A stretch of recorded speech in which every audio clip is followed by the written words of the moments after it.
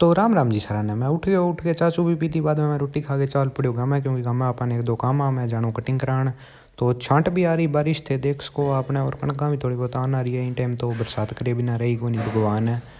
बाद में कटिंग कुटिंग करा के मैं उठ गया जयदेव भाई कन गयो तो 2 घंटों कई मारना और मैंने लग गया बड़ा 2 घंटा क्योंकि ताई लग गया फिर मैं उठ गया ऊपर ली डाणी है पहला लेने लग गया प्याजी और चाचा छोरो बैठे ट्रैक्टर सा खेला मैं इनके ट्रैक्टर मंदिर देगा ना कौन दी और कटिंग अपन करा ली देख सको थे चाचो देना है बोकी अपनी लेग गेड़ा और अपन ट्रैक्टर कैलेंडर का करियो कलर तो देख सको थे कि तो बढ़िया लगा वो कलर करियो अपन